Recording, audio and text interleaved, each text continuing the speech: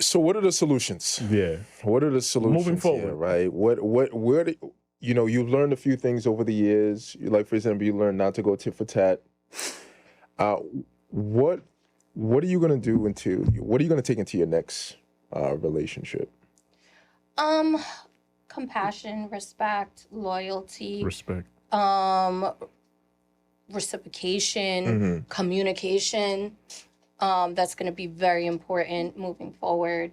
And just understanding that we're both different, but we bring value into each other's lives. And building is non-negotiable for me. Like, you have to be the type of person that says, hey, babe, let's do this together and let's build this together. Because if you're the kind of guy that's going to play video games, I don't want you. Amen. Gotcha. And are you willing to approach them in, or are you going to wait? I could approach that guy. I have no shame in my game. That's good. Okay, I'm cool. bold. That's good. All right, cool. You Puerto Rican, though, so that's different. Yeah. And what about you? I think everything that she mentioned in surplus of that.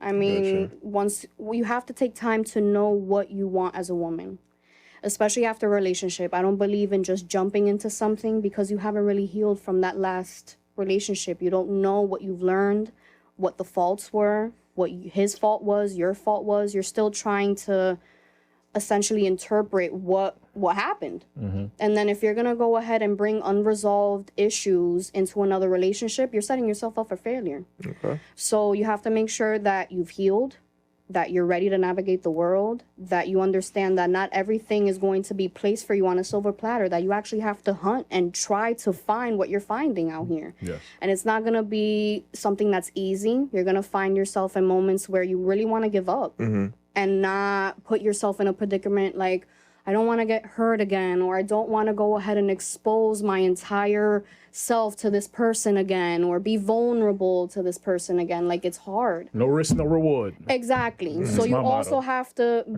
you have to make sure that you put your best foot forward into relationships when you want to get into something new again. And what initiative are you going to take to put yourself in the position of those men that you described, right? The 6 feet tall, all these are these traits that you had previously mentioned, right? Because you also mentioned that you approached one dude that was 7 months ago. Now, from that 7 months up until now, there hasn't really been too many approaches. No. So, what are you going to do to place yourself in the position for that man to find you? I just have to be open and receptive to it. Does that make any sense? Like, you just have to just put yourself out there. Like manifest it or something like that? If you want to put it that way, yeah. Manifestation isn't a bad thing. Why not? If you're going to go ahead and put yourself forward, then that's not a bad thing. But I mean, in my perspective, I just want to go ahead and just be who I am, just a 2.0 version of that. And then you just think like, this person's going to find you. No, I have to go. You have to put in the work too. You gotta go outside. It's a bipartisanship.